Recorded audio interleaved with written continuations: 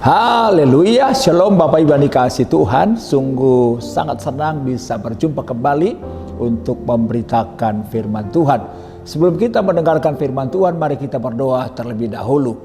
Bapa di sorga, terima kasih buat segala berkat Tuhan penyertaan-Mu, sehingga sampai hari ini kami dibela, dijaga, diberkati Tuhan. Dan saatnya kami dengarkan firman-Mu, Roh Kudus tapi kami, memberikan kami hikmat kuasa melakukan firman-Mu. Dalam nama Yesus kami berdoa dan bersyukur. Haleluya. Amin. Amin. Amin. Pada kesempatan ini kita akan bicara tema yang sangat penting, yaitu karunia pemimpin. Dari kitab 1 Korintus pasal yang ke-12 ayat 28. Dan Allah telah menetapkan beberapa orang dalam jemaat. Pertama sebagai rasul, kedua sebagai nabi, ketiga sebagai pengajar.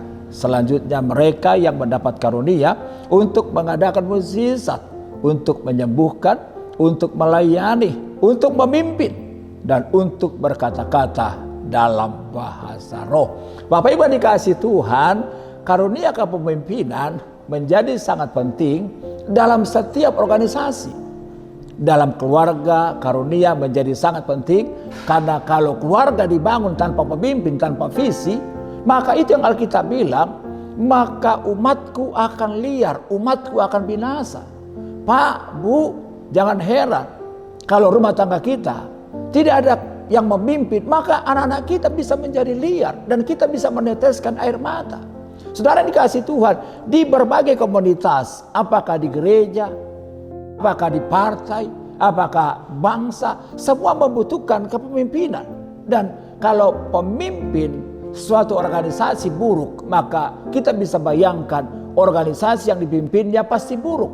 Itulah sebabnya seorang ahli kepemimpinan, John Maxwell, berkata bahwa jatuh bangunnya sebuah organisasi ditentukan oleh pemimpinnya. Artinya apa?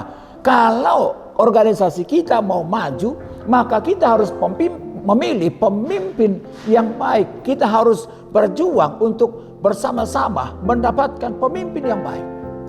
Dan karena pentingnya posisi kepemimpinan ini, itulah sebabnya Tuhan memberikan karunia kepemimpinan di dalam gereja Tuhan, supaya melalui pemimpin yang Tuhan pilih, yang Tuhan kasih karunia memimpin, maka gereja akan terus maju, gereja akan terus bersama, gereja akan terus bertumbuh untuk kemuliaan Tuhan.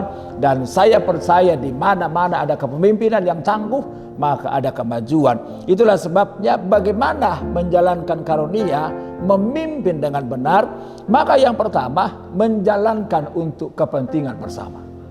Saudara yang dikasihi Tuhan, tidak heran kita tahu bersama ada banyak orang-orang yang berebut, berjuang untuk dapat posisi kepemimpinan. Sebetulnya tujuannya bukan dimotivasi untuk kepentingan bersama, tetapi karena ada kemauan sendiri, ya kan? Karena dia tahu setelah dia memimpin, maka nanti dia akan mendapatkan banyak hal. Tapi hari ini kita diingatkan, kalau kita memimpin, kita harus mengutamakan kepentingan bersama.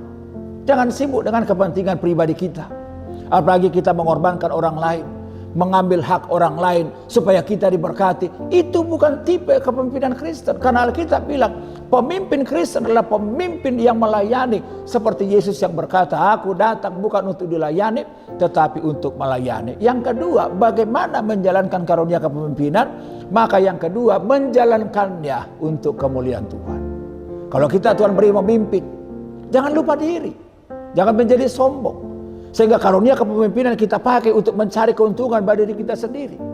Tetapi hari ini kita diingatkan, kepemimpinan yang Tuhan beri supaya Tuhan dimuliakan. Yang pertama, bagaimana caranya? Dengan kita menjadi berkat bagi orang lain. Karena Yesus yang berkata, biarlah Bapamu yang di sorga dimuliakan lewat perbuatan baik kita. Biarlah Bapamu yang di sorga dimuliakan lewat kepemimpinan kita.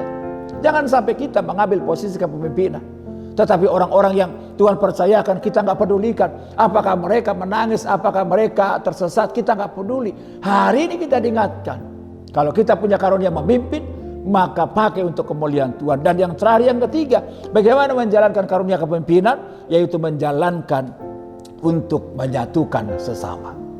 Seorang pemimpin nggak boleh mengadu domba anggota-anggotanya. Tidak boleh membiarkan ada perpecahan di dalam tubuh Tuhan. Tidak boleh menghadirkan perselisihan dalam gereja Tuhan. Pemimpin harus menyatukan. Artinya apa? Semua segmen yang ada. Dalam jemaat ada kelebihan-kelebihan, dalam jemaat ada kekurangan-kekurangan. Tapi pemimpin harus berusaha menyatukannya. Sehingga yang kuat bukan menginjak yang lemah. Tetapi yang lemah mendorong juga yang kuat mengangkat yang lemah. Ketika pemimpin menjalankan karunia kepemimpinannya untuk menyatukan, saya percaya Allah tersenyum, Allah berkenan, dan Tuhan nyatakan kemuliaannya. Puji Tuhan, doa saya maju terus. Tuhan Yesus memberkati Bapak Ibu. Haleluya.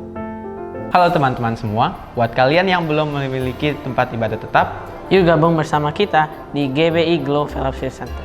lokasinya ada di Glow Tamres, Glow Gading Marina, Glow BSD, Glow Dynaplus, Glow Depok, Glow Majestic, dan Glow Cibubur. Kita tunggu kehadiran kalian.